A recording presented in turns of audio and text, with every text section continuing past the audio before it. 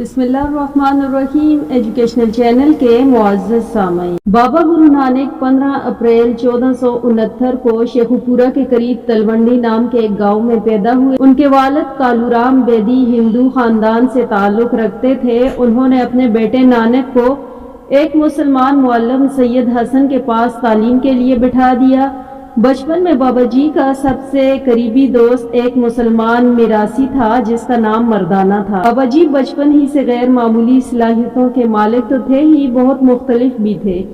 कहते हैं कि 12 साल की उम्र में उनको वालिद ने कुछ रुपए दिए और कहा कि इनसे मुझे बेहतरीन सौदा करके दिखाओ। वालिद का मकसद उनको तिजारत के गुर सिखाना था। बाबा जी ने उन पैसों से खाना खरीदा और मोहताज लोगों में बांट दिया। घर पहुंचे वालिद की दरियाफ्त करने पर कहा कि मैं इन पैसों का सच्चा सौदा करके आया हूँ।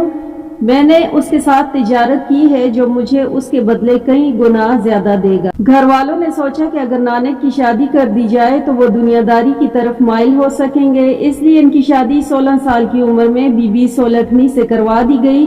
गुरु नानक ने शादी पर कोई एतराज न किया क्योंकि उनका कहना था कि शादी रूहानी जिंदगी को मुतासिर नहीं करती। उन्हें अपनी बीवी से बहुत प्यार था। गुरु नानक की जिंदगी में ऐसे मकामात आए जिन्हें मुसलमानों की इस्लाह में करामात से ताबीर किया जाता है। कहते हैं कि एक दफा जब वो 30 बरस के थे और दौलत खान लोधी के दरबार में काम करते थे तो अपने दोस्त मर्दाना के साथ दरबार पर नहाने चले गए। 3 दिन के बाद वहां से निकले, फिर कुछ दिन खामोश रहे। जब जुबान खुली तो जो कलिमात अदा किए उनका उर्दू तर्जुमा कुछ यूं था कि खुदाए वाहिद है, सच है, वो खालिक है, उसका किसी को डर नहीं, उसकी किसी से दुश्मनी नहीं, वो अकेला है, इसकी कोई सूरत नहीं, वो मौत और जिंदगी के चक्कर से आजाद है, उसका हुसूल ही असल नेमत है। सिख मजहब की मारूफ किताब गुरु ग्रंथ इन्हीं अल्फाज से शुरू होती। वो अपना इलाही पैगाम गीतों की शक्ल में पहुंचाते थे। जिस शहर में भी जाते मकामी जबान में लोगों से बात करते थे। इन्हें संस्कृत, अरबी और फारसी पर उबूर हासिल। इसके अलावा मक्का, मदीना, मिस्र, ताशकंद, फलस्तीन, उर्दन, शाम और नजफ, करबला और बगदाद समेत कई शहरों मुल्कों का भी सफर किया। इनका नजरिया खुदा बहुत आफाकी और लामहदूद था।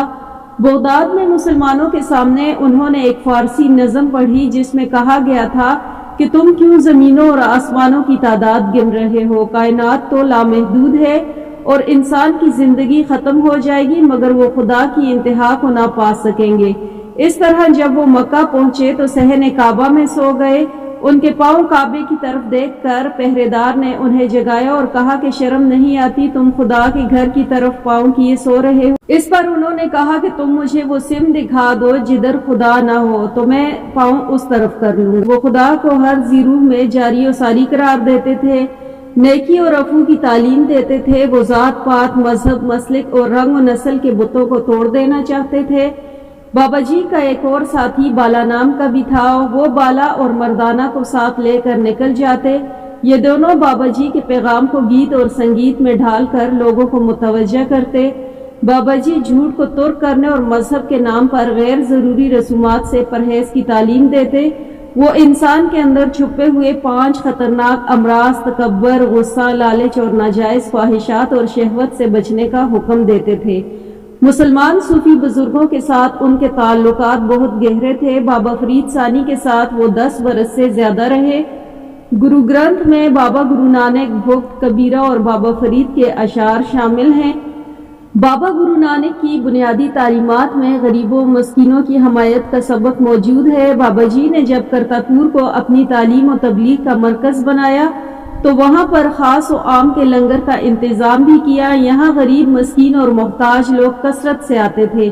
दौलत खान लोधी के दरबार में एक मर्तबा बाबा जी ने कहा कि ना कोई हिंदू है और ना कोई मुसलमान। उस पर दौलत खान ने कहा कि शायद हिंदू न रहे हों लेकिन मुसलमान अपने ईमान पर कायम हैं। बाबा जी ने इसके जवाब में खुदा की रहमत की मस्जिद और बंदगी की जाए, नमाज हो, अच्छा इखलाक तुम्हारा कुरान हो और सादगी और रहमदिली तुम्हारा रोजा हो।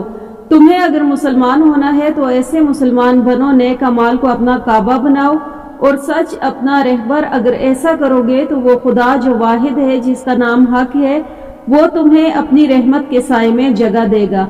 1539 में बाबा गुरु नानक का इंतकाल करतारपुर में हुआ। ये इलाका उस वक्त पाकिस्तान का हिस्सा था। بابا جی کا آج بھی اس خطے کے تمام مذاہب کے ماننے والے احترام کرتے ہیں اور جو ان کی عظیم روح، ان کے اعلیٰ انسانی اخلاق اور ان کی آفاقی تعلیمات اور حقیقی آزاد اندیشی کو جان جاتے ہیں، وہ بے ساختہ ان سے محبت کرنے لگتے ہیں۔ تمام ادیان کے ماننے والوں نے اپنی بنیادی تعلیم کی شکلیں بگاڑ دی۔ مذہب اور مسالک کو کوتاہ فکر ترجمانوں نے حقائق کو چھوڑ کر روایات کو اپنا سب سمجھ لیا۔ بہت سے لوگ لفظوں کی ظاہریت سے چمٹ گئے اور حقیقت سے دور ہوتے گئے۔ انسانوں کو آج بھی ایسی عظیم روحوں کی دریافت کرنے کی ضرورت ہے جو باطنی طور پر علائشوں سے پاک ہو، کائنات کی اصل حقیقت تک رسائی جن کا متمحی نظر ہو، سارے انسانوں کو محبت اور رحمت کی نظر سے دیکھتے ہوں اور محبت اور رحمت کو پھیلانا جن کی زندگی کا اصل مقصد ہو۔ ہم یقین رکھتے ہیں کہ انسانیت بانجھ نہیں ہوگی۔ آج بھی ایسے لوگ موجود ہیں اور وہ دن آنے والے ہیں کہ جب ظلم و منافقت کا چہرہ آشکار ہو جائے گا اور سارے انسانوں کو فطرت و توحید کو بے نقاب جلوے اپنی طرف جذب کر لیں گے۔